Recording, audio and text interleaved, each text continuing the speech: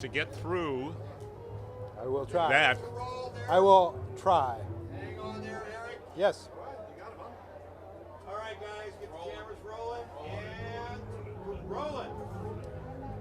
After all these years, what do these kinds of events mean to you to be part of them? And Well, play? first of all, I don't consider it all these years. I mean, it's just a brief moment in time that seems to have gone by in a snap. That's one of the interesting things about life. As life goes by so quickly and starts to speed up as you get towards the end of it, it just goes faster and faster, more and more exciting. And this is like a fabulous event. It shows that the spirit of love and the spirit of peace and, world peace and world love and good vibrations, as they say, is still alive, still well and alive in this world, especially in San Francisco. You know, it's interesting when you talk about time. There's some music that's very timeless and that it seems contemporary now. And there's a handful of artists from your era that did that, and certainly your music with the Doors transcends that time. Did you feel at the time that this was going to last?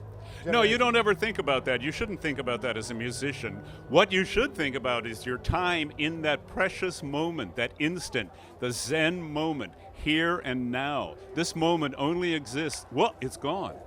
Oh, it's gone again. Where did that snap go? That's gone back somewhere. So you never think about the future. You never think about the past, really. You think about that moment in time when all the energy comes together. The drums, the bass, the keyboards, the guitar, and the singer lock in like that into a common, as they say, vibration. And it becomes a very spiritual act. It's like Zen meditation. You know, you mentioned locking in together. There's some songs that did that, and certainly Light My Fire, which the long version started to get played in San Francisco. I always hate hearing the edited short version, which a lot of your work gets cut out. But did you at all think when you were making that was going to resonate in the way that it had? Well, once again, you don't think about the 40 years in the future. Yeah. You think about capturing that moment. Now, we did know that Light My Fire was going to be a hit. Yeah. Whether or not it would go to number one, as it did in the middle of the summer of love, middle of July 1967, man, San Francisco was totally behind us. LA, New York, Chicago, all the big cities, all the heads of the time, as we used to call each other, heads. And we knew it was a great song. Robbie Krieger is the writer of that song, the guitar player. Jim Morrison did not write Light My Fire. Robbie Krieger, the guitar player, wrote Light My Fire. But how much of a collaborative effort was it in terms of your keyboard? Well, it was a Yeah. total collaboration. Light My Fire was a sort of a folk rock song when Robbie first brought it in, with some good changes, A minor to F sharp minor. Very nice, great title, Light My Fire. Nice to solo on.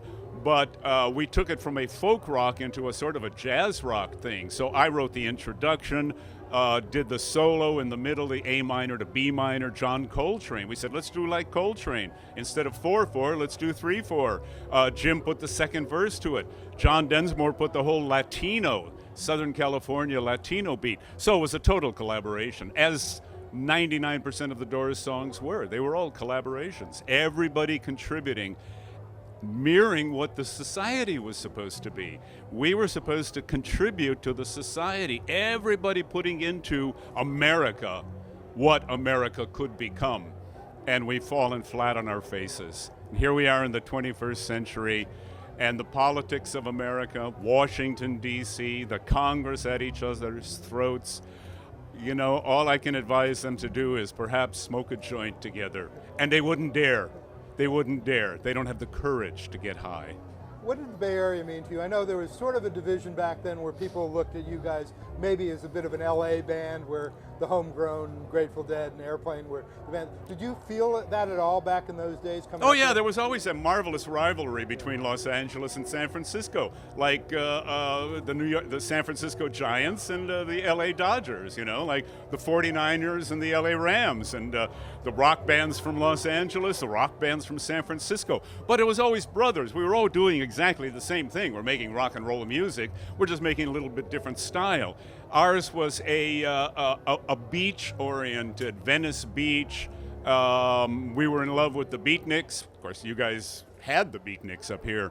And it had all that Mexican, Latino kind of Southern California cool jazz in rock and roll. And it was a different style up here. So we were in competition.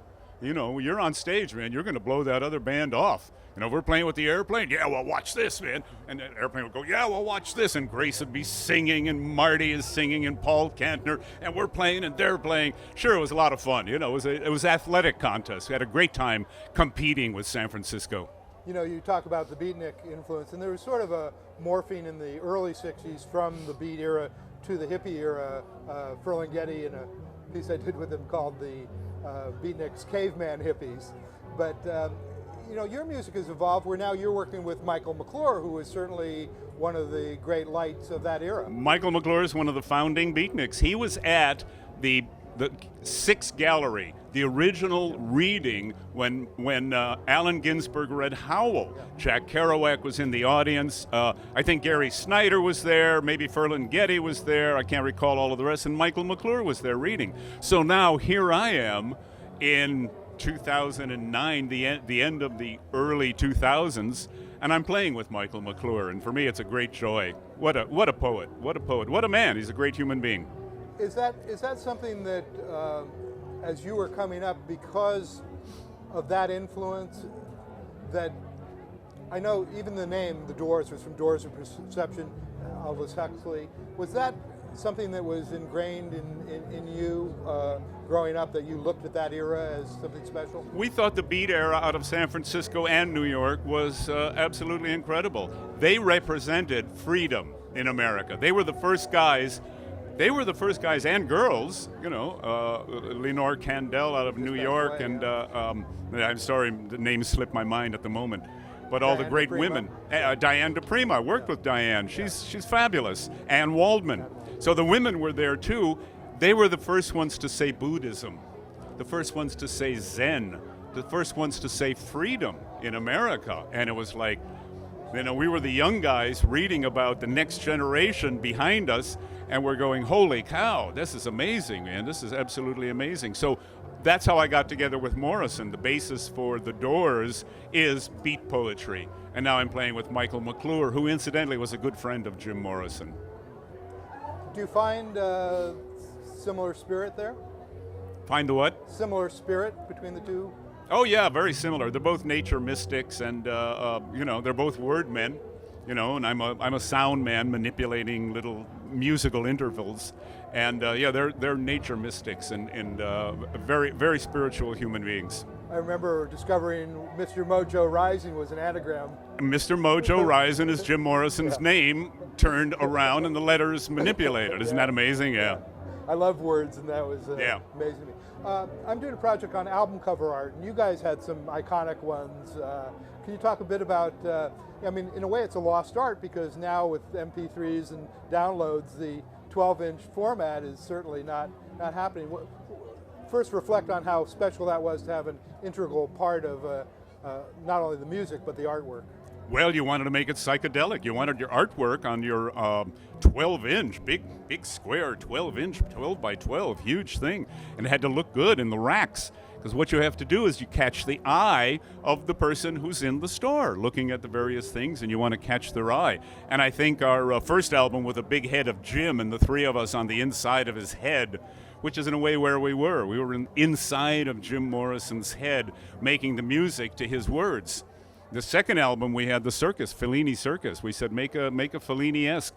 And the art director at Elektra Records, Bill Harvey, brought a little circus troupe, a little itinerant sort of touring circus troupe with a strong man and a juggler and acrobats and a little trumpet player, and set them inside of a little muse in New York City. And we thought it was absolutely perfect, with a Doors poster up on the wall. And that's all it was, a Doors poster with a little Strange Days on the side of it. So artwork was always very important. Were you involved in that? Was it a collaborative thing where you discussed? Well, we told no. He did it by himself. We told him what we wanted. We said do something Fellini-esque, and man, the art director, his crowning achievement, the art director put it all together and said, "Okay, I got the photo. Take a look." And we looked at it and said, "Bill Harvey, you have outdone yourself, man. This is incredible." And Jim said, don't put us on the cover, make something else on the cover. So he very intelligently put the poster from the first album with Strange Days on the side of it. That's all there was of the Doors on that cover. He did a brilliant job.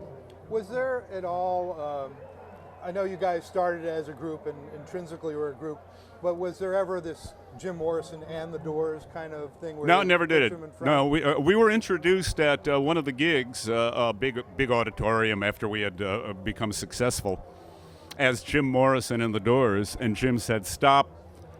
You know, the announcer comes off the stage, and Jim says, stop, man. You didn't introduce us the right way. The guy said, what are you talking about? I said, Jim Morrison and the Doors. He said, I don't think that's the name of the band. This is Jim talking to the announcer. He said, what is this band called? He said, Jim Morrison. Oh, you're called the Doors. Jim said, that's right.